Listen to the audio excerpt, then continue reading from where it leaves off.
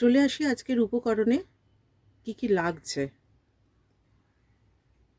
কাঁচা লঙ্কা চেরা, এরকম করে চেরা।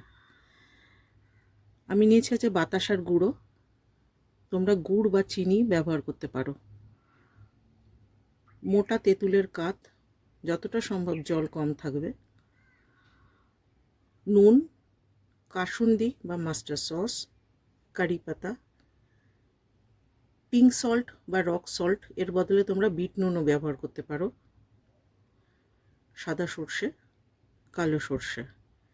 এখানে রয়েছে গোটা ধনে, মেথি, কালো জিরে, জোয়ান, মৌরি, গোটা জিরে, আর রয়েছে হিং। এখানে রয়েছে তেল। তোমরা এই হিং বাদে সমস্ত উপকরণ আর দুরকম সর্ষে শুকনো খোলায় ভেজে গুঁড়ো করে রাখবে। ভাজাটা খুব বেশি ভাজা হবে না, জাস্ট কাঁচা থেকে একটু ভাজা, সেই রকম অবস্থায় গুঁড়ো করে রাখবে। তাহলে চলো এটা গুঁড়ো করে এনে বাদবাকিটা দেখাচ্ছি। চলে আসি এবার মূল পর্বে। প্রথমে কড়াইটা গরম করে নিয়ে আমরা এই মিষ্টি আর যে তেঁতুলের কাপটা আছে ওইটা একসঙ্গে মিশিয়ে নেবো ভালো করে, তাতে জিনিসটা না ভালো হবে। পরেও দেওয়া যায়, কিন্তু এইটা মনে হয় টেস্টটা বেটার হয়।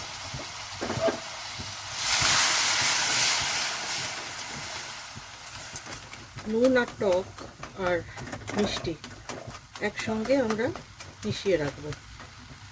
এইখানে আমরা ওই পিঙ্ক সল্টটা দিলাম, বা বিট নুন তোমরা যেটা ইউজ করবে, এটা দিয়ে রাখলাম।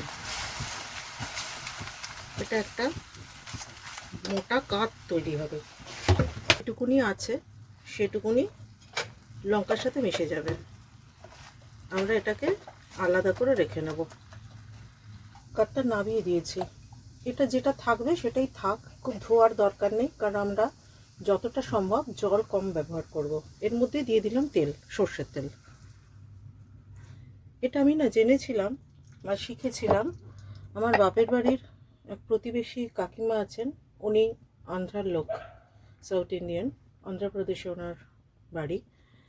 তো তিনি বিভিন্ন রকমের আচার করতেন, আর সেই সুবাদে আমার বাড়িতে কোনো কেনা আচার ঢোকে না বলতে আমি অ্যাটলিস্ট কোনো টেস্ট পাই না। বড্ড প্রিজারভেটিভ থাকে, আর টকটক গন্ধ থাকে, আর হলুদ থাকে বড্ড। এটা হলুদ আর টকের গন্ধ মিলে একটা কেমন কেমন হয়। তো সেই জন্য বাড়িতেই আচার করি, তোমাদের পরপর দিতে থাকবো কীরকম টেস্ট হয়। তবে নর্থ ইন্ডিয়ান এবং সাউথ ইন্ডিয়ান এই স্টাইলের আচার খুব আমার ভালো লাগে, আমার ব্যক্তিগতভাবে খুব পছন্দ। আমি আচারের একটা সিরিজে পরপর দিতে থাকবো। টমেটোর আচার, রসুনের আচার, আমের আচার, এরকম থাকবে। আচ্ছা, দিয়ে দিলাম এর মধ্যে একটুখানি হিং। হিংটা খুব বেশি পুড়বে না, তার মধ্যে দিয়ে দিলাম কারি পাতা।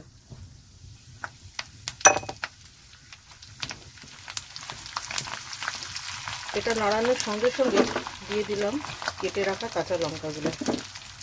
আমার সঙ্গে সঙ্গে মিলিয়ে নিলাম। এটা একটু লো টু মিডিয়াম ফ্লেমে করবে।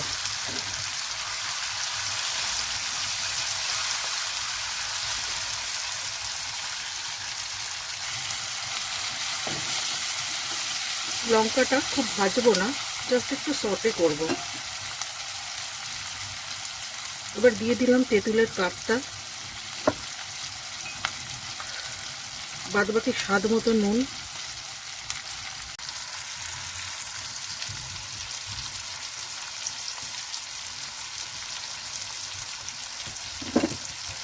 জাস্ট একটু লো ফ্লেমে নাড়ব।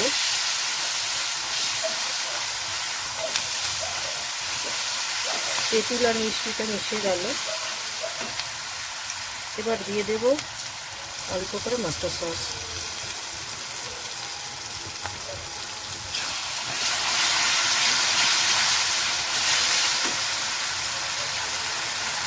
আর দিয়ে দেবো গুঁড়ো মশলাটা।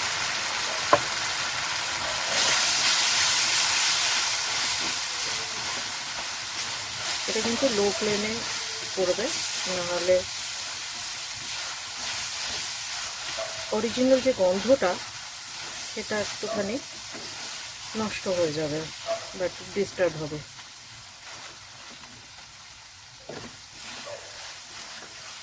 এই হলো লঙ্কার আচার। শেষে আমি দেব একটু হিং, যে গন্ধটা থাকে অল্প করে, বেশি দিও না, একটু তিতকুট স্বাদ হয় হিংটা।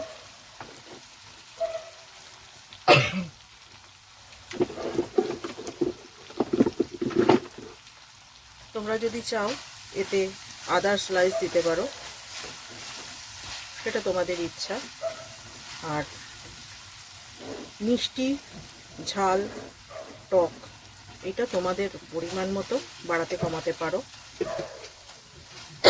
কেউ আমচুর পাউডার দিতে পারো। লঙ্কার ঝাঁঝে প্রাণ গেল, চিমনিটাও চালাতে পারছি না, আওয়াজ হবে। তো তোমরা একটু টেস্ট করে নিও। আমচুর পাউডার দিতে পারো, কিন্তু পরে কোনো তেঁতুলের কাঁপ দেবে না, যেহেতু ওর মধ্যে একটু জল থাকে। এটা বেশ চটপটা হয়েছে।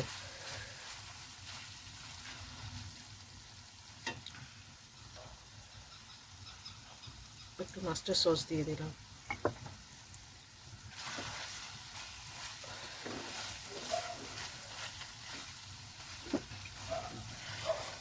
হয়ে গেছে লঙ্কার আচার।